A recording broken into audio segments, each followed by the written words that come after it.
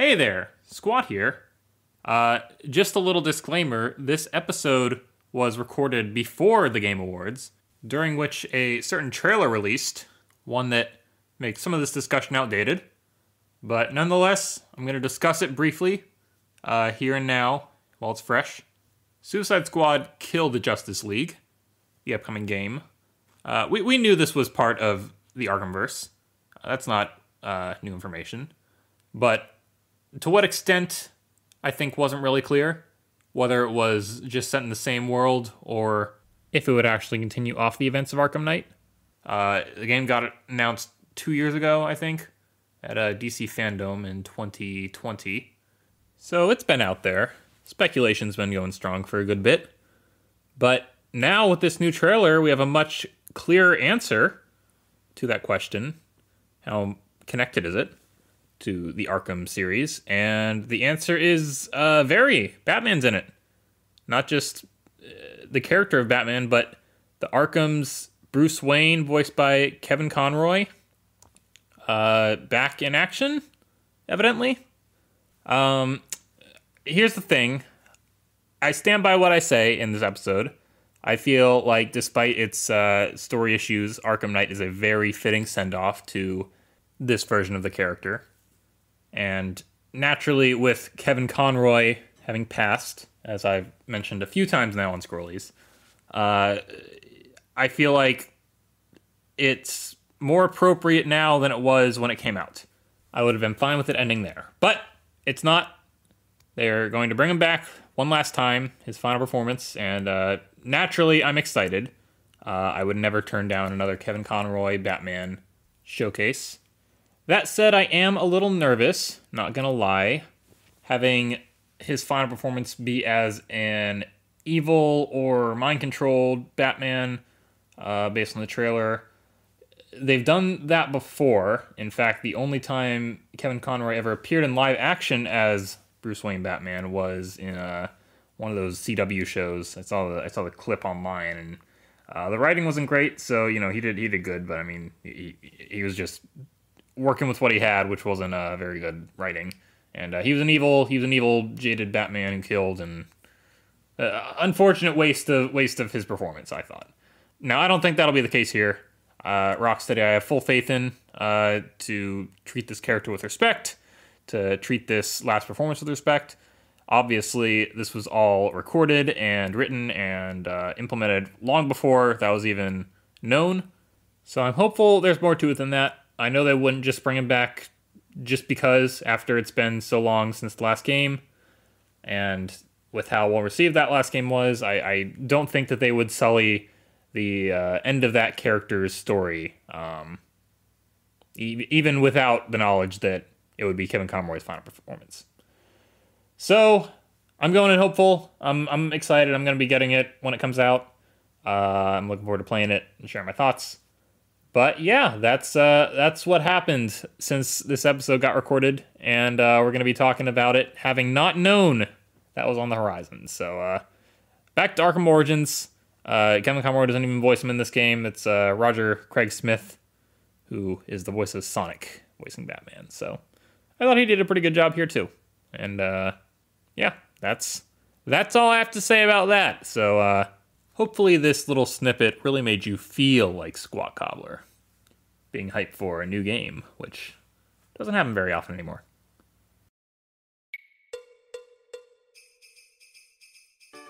Ho ho hello, and welcome back to the Scrollies podcast. I am your jolly host, Sant Cobbler, and I am joined by my happy elf. Oh, actually, I decided I'm Grinchnado. Ah, man. Well, there's a yin and yang, right? You gotta have your opposites here. The thing is, we're just keeping the balance. That's right. In all things, you must have the pro and the anti, and Christmas is much the same. But spoiler alert, I think the Grinch ended up coming around. So. Oh well, yeah, that'll be a heartwarming story to see. Your heart will have grown 3 sizes that day, and probably put you in the emergency room. But nonetheless, I just want my internet to go 3 times faster. Can that be the prize? Maybe if you're on the nice list, that'll be what you get this year. Actually decent internet. Oh God, Santa, please! I'll do anything. Santa Claus. He's a busy guy this time of year. We're right in the midst of the Christmas season, or the general holiday vibes, the Yuletide cheer. Whatever you're celebrating this time of year. We hope you're having a good that. We are going to be celebrating something that has to do with this time of year on this episode of Scrollies. But before we do that, we're going to look back to the tail end of Cute-vember. Let's talk about what did we buy over Black Friday / Cyber Monday weekend. Oh, geez. Actually, that's kind of an interesting story. Let's start with you, Sqat Cobbler. What did you do? I made an investment, and I made some foolish decisions that ended up paying off. Oh, yeah, that's right. Yeah, so I did not buy any games per se over Black Friday, but I did buy game-related purchases. So, first of all, this was a little before Black Friday. There was no deal on it or anything. I just happened to get it because I finally said, you know what? I'm going to treat myself. I'm going to treat myself to this. It's time, and my PC's in storage. So I'm actually going to be able to enjoy my PC library with the Steam Deck. It just arrived today at the time of recording, but I've had it probably for a little while at the point that you're hearing this. And I'm liking it. It's a little overwhelming. All the Steam stuff works pretty much flawlessly, but everything outside of that is just like it works like in a sense if you really just try and make it, but you have to talk to it nicely, pet it a little, tell it it's a good boy, and then apply some proton layers in order to make your games launch. So just like audio, almost exactly like audio. The Steam Deck's just a sweet boy, and likes to hear nice things. Oh, how nice. And somewhat related to the Steam Deck, but not really. This was just someone told me about this, and I said, no way, that can't be true. And then I looked it up, and sure enough, it was. But I think only the brave venture into this territory. So, Xbox Game Pass, pretty great deal, am I right, Ratnado? Pretty much. Look, I'll just say this: the Sqat Cobbler, I learned some stuff about him, and now the Scrollies credit card. It sends us both a text every single time it gets used. I've definitely made the Fraud Center a little weary of me at this point. I don't think they're gonna want to see Squat's name come up in any of their records from here on out. Based on what I did, I won't say exactly how. Nothing's illegal. This is all above the line. Certainly stupid and potentially dangerous. So a gamble. Not going to advise any of you to do this yourself, but it worked out for me. Let's just say I exploited a loophole in Microsoft's system. Oh boy. It basically allowed me to rack up 3 years worth of Game Pass Ultimate, the highest tier, for less than the price of 1 year of Game Pass. Yeah, and this is, like you said, it's above board. It's allowable. Microsoft's okay with this, but it could be seen by others to be like, what's happening here? Not that there's anything wrong with that. It was certainly seen by the Fraud Center as being a little scrupulous.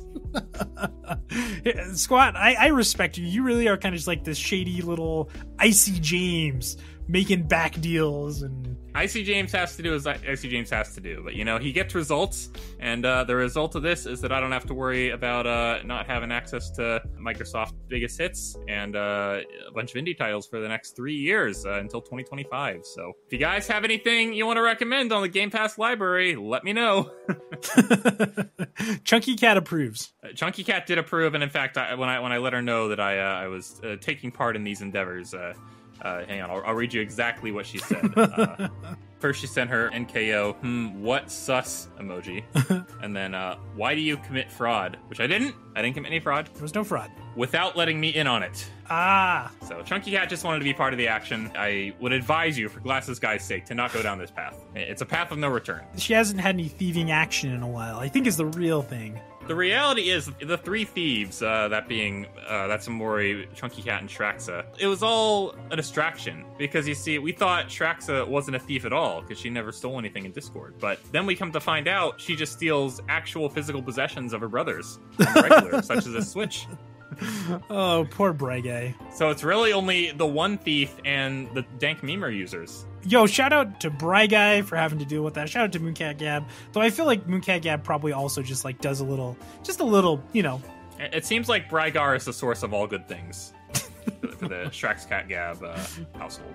Oh my goodness. Incredible. Well, that's amazing, dude. 3 years, no worries. 3 years of Game Pass, including xCloud on my Steam Deck, which I was trying out a couple games earlier, and it works pretty good. I mean, cloud gaming is a little dicey, but I think probably one of the better cloud gaming experiences I've had. It's probably comparable to game streaming through the NVIDIA Shield. Oh, nice. Ratnado, how about yourself? Oh boy, I'll try and go through them really quick because I had a very fruitful Black Friday, holiday. I try not to buy too many things on Black Friday, but so it's kind of become a tradition every year, minus COVID, that we would go out, see what kind of Black Friday deals are, usually movies and video games. And so this year we went to Best Buy and Walmart, and the deals were just not that great. But did you see Samsonite D? We went looking for him. It was actually, we were standing there for a while. I was like, hey, is Samsonite here? First guy said yes. Another guy said, oh, he'll be here in about 30 minutes. And then I asked one more lady, and she was like, Samsonite, who's that? And I saw him give a thumbs up to her and then see me and duck behind. Well, at least you caught a glimpse of him. When I asked around for Samsonite D at Best Buy, I was just told, oh, we don't sell suitcases here. I don't even know what that's about. Like, what? I'm asking about Samsonite D, the streamer, obviously. Come on. I think they're talking about, and keep this quiet, there is a project going on right now, Samsonite D streamer project with Best Buy, paired up with them. It is the mobile streaming setup luggage. Wow, is this a Scrollies exclusive? I think that, I'm just saying journalistic, big if true. Huge if true. Oh yeah, huge! H.U.G.E. So, what games did I get? Instead of a lot of stuff at Best Buy, all I bought was, I believe, Sonic Frontiers on PS4. Oh, you got it. I got it. Plaidman approved. $40. I decided, you know what, I might as well, only to go to Walmart and find out it was $35 there. Oh, good thing you have same-day returns, right? Oh, that's a good idea. No, as $5 we'd gone too far. There's a little stream, a stream that I did with Teodafa, aka Sqat calls him Sports Game Guy. Sports Game Guy? Whoa. You can go check out the VOD. No, I know, I saw it. It was excellent. You might even see Sqat Cobbler. I certainly heard it, and we got to see the Ratmobile. Yeah, there you go. Yeah, you did. Yeah, that was exciting.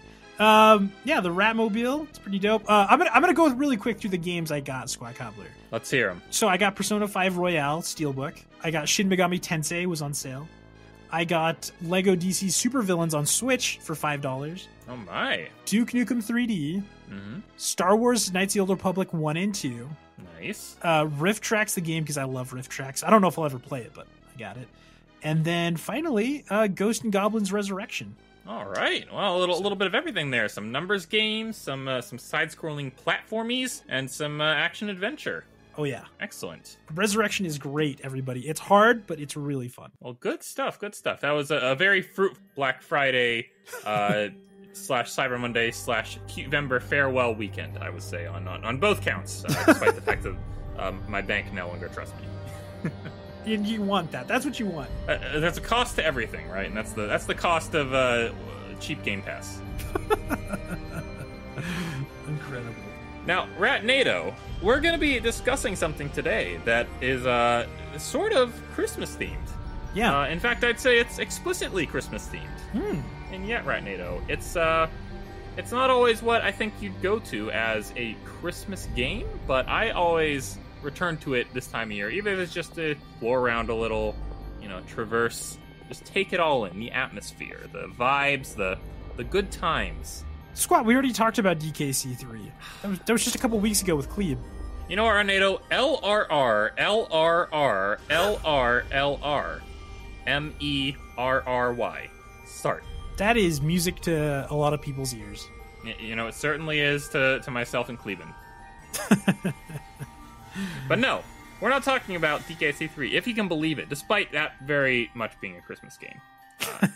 Thanks to the code I just mentioned. No, we are talking about the third, which is really the second and a half game in the Arkham series. The only one not developed by Rocksteady. Ooh. Arkham Origins. It takes place on Christmas Eve, and I'd say Christmas-timey atmosphere and vibes ooze from that game. I'm going to be honest, I didn't finish that game. I remember I did play it over a Christmas break, whatever year it came out. I remember I was at home and I brought my PlayStation 4 with me, and maybe it was PlayStation 3 even at that point. I was trying to play it. It's only on PlayStation 3, right? It is on PS3. It didn't come out on PS4, Xbox One, I don't believe, because I myself played it on a Wii U. It was the only of the Arkham games to be released, like launch day released on the Wii U. Arkham City did come out on it, but that was I think a year after the game was actually released because the console wasn't out yet. Right. And then Arkham Knight did not come out on it, much to my chagrin, but I thankfully was able to borrow that PS4 guy's PS4 to play Arkham Knight. As his name implies. As his name implies. At the time. He's since upgraded. But, no, Arkham Origins. You know, I'd say it's underrated, but I feel like it's so underrated to a lot of people that it's kind of just become rated. Yeah. It's becoming more appreciated.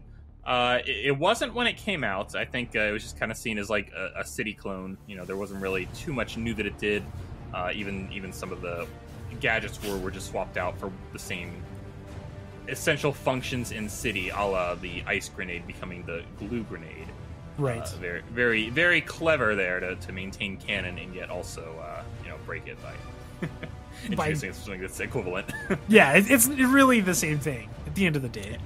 At the end of the day, and here's something that did break canon: the experimental prototype grapple launcher that shoots you up in the air in city that you have to unlock through AR challenges because it's so untested that Alfred won't send it to you otherwise. It's just there from the start in Origins, so no need to worry about unlocking it or building it, I guess, because it already existed.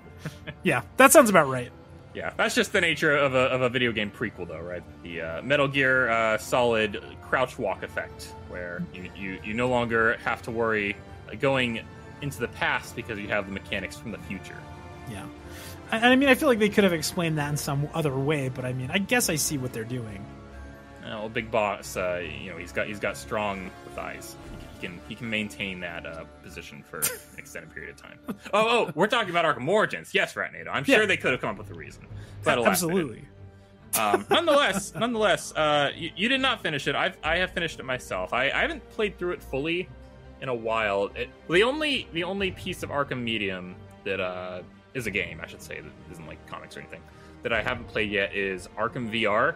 I don't have any VR equipment. I don't really like VR because it hurts my head. And from what I understand, it's a pretty short game that's just kind of like a tech demo and not anything super captivating. So probably won't play Arkham VR. But the Arkham Origins DLC, Cold Heart, I just completed, I believe, I want to say 2 years ago, Christmas 2020. And that takes place on New Year's Eve. So there you go. You got your Christmas Eve game, you got your New Year's Eve game, all in the same game. I want a Veterans Day Batman game. Yeah, maybe Gotham Knights could have been that for you. But, alas, since our last discussion, that has come out, and it seems to be a bit of a dud. Sadly, I didn't pick it up. I just reading about it, I realized I would not have a good time, so I did not pursue Gotham Knights. How about yourself? I'm just waiting for a decent deal. It was down to like $40. If it hits 30, that's probably when I'll get it. Yeah, I might consider picking it up on sale. All the Arkham games at this point are dirt cheap. I saw you could get all 3 of the Rocksteady developed ones over Black Friday weekend for like $9 for all 3 games, which is an excellent deal. Steal. If you guys missed out on that, then let me just tell you, it's probably coming around again. So, pick it up next time you see it that low. Yeah, you're not missing that $9.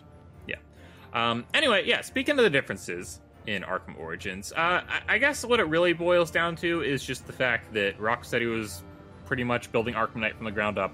And, recent development, side note, we talked about this a little bit on our voice acting episode. Kevin Conroy has passed away pretty recently, since the last Arkham episode we did, Arkham Knight. That has been the case. And I feel like the impression was that I didn't really like Arkham Knight based on the whole of that episode. I want to let you guys know, just, clear the air. I do like it. I thought it was a really good game. I thought it was really creative, and I thought that the performance of Kevin Conroy's Batman was just stole the show. Him, and honestly the whole voice cast, but him especially. It was just such an encapsulation of his entire career as Batman just in that game. So check it out if you haven't seen it. Its problems are there. I stand by all I said about them, but it still is a very worthwhile experience. Anyway, jumping back to Origins. as they were developing Knight from the ground up, Warner Brothers Montreal, which was the team that developed Arkham Origins, they basically just got City's engine and were told to make a game in that. So obviously, because of that, it's very similar to City. In fact, it even features the same map as City, plus a little more because it takes place before the walls went up. You can explore that entire area when it was in its pristine state, and then a little more of Gotham surrounding it. I like the map. I think if anything, the issue that comes about with it is that there's just one big long bridge connecting two halves of it. Yeah. So it can feel kind of annoying to go from like one end of the map all the way to the other, because you don't really have any other way to get to the other side except for over this long bridge. But aside from that, it's good. It's good. They introduced fast travel because it was a decent bit bigger than Arkham City, so I think it was warranted having fast travel. Sure. So once you unlock that, it's no problem. But Ratnado, I should ask, how far into the game do you get, if you remember? I think I just fought Firefly. I think that's where I got to. Okay, that's a fair bit of a ways through, if I recall. Yeah, I think the problem was I got to a point where I just kept dying like over and over and over, and I was like, I don't know what I'm supposed to do here. It's really hard. I'll play it tomorrow, and then I just never picked it back up. Never again. Well, the holiday season is upon us. Maybe the return, the return to Arkham. The return Origins. and finish. Yeah. will be done. Probably not, though. From what I do remember liking about it, I liked the design of it. I always like a young Bruce. The Batsuit was pretty cool because it was just like, again, a little more sleek than the other ones. Not that I don't like the Arkham Knight version of it, but I don't know. I like sleek armor. I like stuff that feels, athletic and good.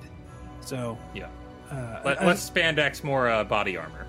Exactly. And so that was really enjoyable to me. And like you're saying, just the vibe of it. As we talked about with Arkham Knight in Halloween, Arkham Origins really did, like, I can't remember every effect that it had to really make it feel like Christmas, but it did.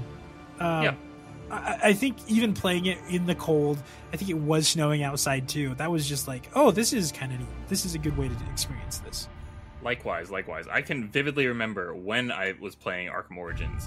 If those of you recall the polar vortex of 2014, I want to say, of winter 2014, it basically shut down the entire Midwest. Airplanes couldn't fly. You couldn't really go on highways because there was just so much snow and frozen everything.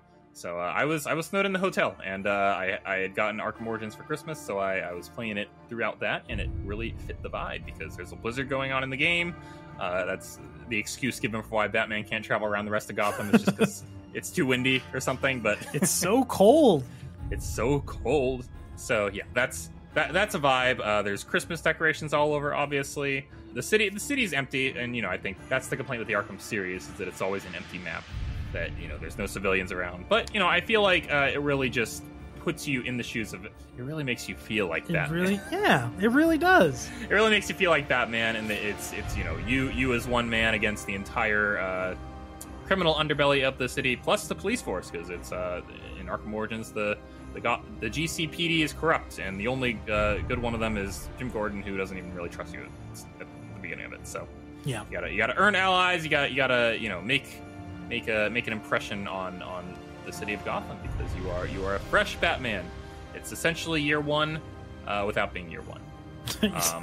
Yeah. I think that just the whole concept even of like the Batman now with Robert Pattinson, that's what it did to me. And I remember I thought that was really cool how it did that. And seeing how like the setup for all of these relationships that are gonna go, where they're gonna go, obviously.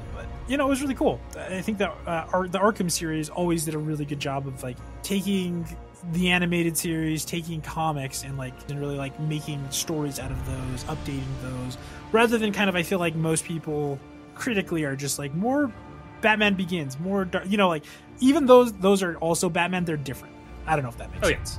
No, totally does. So, excuse me. I absolutely agree. I think for myself, the Arkham verse, as it's been coined, is kind of my definitive Batman world. It's really just taking the best bits of everything I like about other Batman stories, other Batman series and mediums, and just basically taking the best bits of it and put it all into one. Yeah, that being said, perhaps a bit of a contentious hot take, if I may. Oh boy, a hot take here we go. For you this chilly December night. But the reality of it is, I wouldn't really say I'm more Marvel or DC fan. I like characters from both. The worlds as a whole, I mean, I think they got their benefits to each of them. One's a little more grounded, one's a little more fantastical. But for myself, I always feel the Batman, it kind of sticks out. It kind of sticks out in the DC lineup of heroes for just being, a regular guy. I feel like, what's he going to do fighting against gods and aliens and, all like, he's just, he's a master, ninja kung fu stealth guy, but, like, he's just human. Yeah. So when it comes to the extended DC stories, I've never really liked the ones where Batman gets roped into them. I just feel like he's, he's smart. He's intelligent, but I just don't really feel like he contributes a lot beyond that. And they always have to make some excuse to make him stronger, give him some robot suit, or give him kryptonite or whatever. Yeah. I always like Batman stories where he's on his own, where he's in Gotham, where he's taken on criminals. And I feel like Arkham benefits by still being in a DC world of other heroes. There are references everywhere to them. Yeah. You never really have to worry about them being called into help. It's Batman on his own against the world, and especially early on in his career in Arkham Origins, that is the case. Let's talk a little, because you got pretty far into the story. I'd like to talk a little about the story, because I feel like that really is the highlight of Arkham Origins. The gameplay's fine. It's everything you liked about City. Yeah. Now, too much new. But the story, I think they really explore the character of Bruce Wayne in a way that the other games really don't, because there's always the perception that he isn't Bruce Wayne. He's just Batman. Even when he's Bruce Wayne, he's wearing a mask. And I mean, yeah, I'm sure Batman is in his head 24/7, basically. Like that's always his mode he operates on. But he is a man. He is. There's the man and there's the Bat. And Bruce Wayne really gets fully explored in his relationship with Alfred, in his anger, and in his fury with the criminals of Gotham. And Arkham Origins really just explores that in a really beautiful way. Alfred is not supportive of Bruce going and being a vigilante throughout the majority of the game, and he kind of comes around on it by the end, as you would hope. I remember it was one of the more emotional moments for me at the end when, even though it's a prequel, and Alfred's going to be fine, there's a moment where he isn't, and you see Bruce really a veil fall down, and you can see him be emotional. You can see him feel a sense of loss that he probably hasn't felt since his parents were taken from him by yet another criminal. So yeah, that's something I really like about Origins. I also think the boss fights are really, really great. People always highlight those. The Deathstroke boss fight is awesome. Oh yeah, so kinetic. You're throwing stuff at him. You're blocking sword blows. He's coming from all over. Fighting illusions. It's great. The Bane boss fight at the end, I thought that was really, really cool, because it's very stealthy. You don't fight him head on. And even spoiler alert, if you haven't played through Arkham Origins all the way, even the Joker boss fight, despite being a little tired, a little drawn out, despite Joker being the end all be all. Oh my gosh! All the Arkham games, even when he's not, for all reasons shouldn't be. just practically speaking, I feel like even the fight with Joker was handled in a more psychological way, in a way comparing him to Bruce and getting into that psychological headspace that I thought was really well done. So yeah, that's Origins for me. Ratnado, if you want to share any thoughts, by all means, please do. Yeah, I mean, I think from what I remember of it, I do remember reading that, and maybe that killed some of my enjoyment for it, like going forward, is hearing how Black Mask, it's spoiler alert, actually Joker, Yeah. Like, which was kind of like, Joker's great. We all love Joker. We don't need him to be in every single game and the focus and I'm going to eat those words when we lose Hamill and we don't have a Joker. And, not that he's still doing it. Not in 2022, please. God, please no. But from what I remember, I really liked all the different villains that they had in this. Specifically, one of the things that I thought was really cool about that is Copperhead was voiced by somebody who used to be on College Humor. I really loved College Humor. And that was like a thing for me, Rosa Salazar. She was great. I remember that was just like, weirdly enough, that kind of almost got me in more because I had heard bad things about Origins. Yeah. Oh, Rosa Salazar's in this, who also ended up voicing Alita. So. Oh, okay. Very cool. Yeah. Yeah, that whole sequence with Copperhead's really, really well done. It harkens back to the Scarecrow segments of Arkham Asylum, where you're hallucinating and you have to, you're playing the game, but you're also fighting just Batman's weakening physical state in really cool and creative ways. Yeah. But besides that, who knows? Maybe I'll go and finish it. I know I need to. I've got it. I bought it. I paid money for it. I should just finish it. Not every game you own has to be finished. I feel like sometimes you just you get what you get out of it for a time and then you drop it. But Arkham Origins, I would say the whole Arkham series, and hey, maybe wink wink we'll get to the others one day as well. But the whole Arkham series is worth playing. For its ups and downs, for its tropes, for its retreads. I feel like they each bring something a little new to the table, and the definitive Batman experience. So why not explore the definitive early Batman experience in Arkham Origins? I agree. It was a good time, and hey, Christmas time is here. It's time for Christmas games. So this is one. Maybe I'll watch somebody play it. Hey, if somebody plays it, I'll watch you play it. Maybe that's what I'm saying. Just like we need Plaidman to start playing Merry Gear Solid. It's a time for Christmas games. Absolutely. Now is the time. Now is Merry Gear Solid season. I mean, now is Christmas season. So therefore, Plaid play. I mean, we all got to play Christmas games for Ratnado to watch. I think you got a promise from him, I believe. Hey, let's go. Yeah. He seemed to be on board of it. A little confused, but he's got the spirit.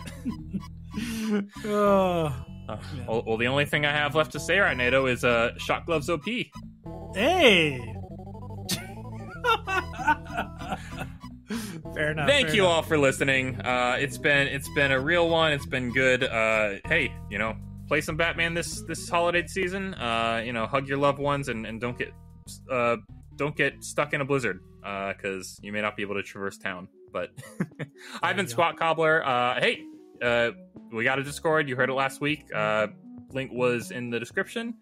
Feel free to join that. We still got the Scrollies channel over on Ratnado's, but we have one there as well. And we'd love to have you. Ratnado, what kind of content we have to look forward to as the year draws to an end?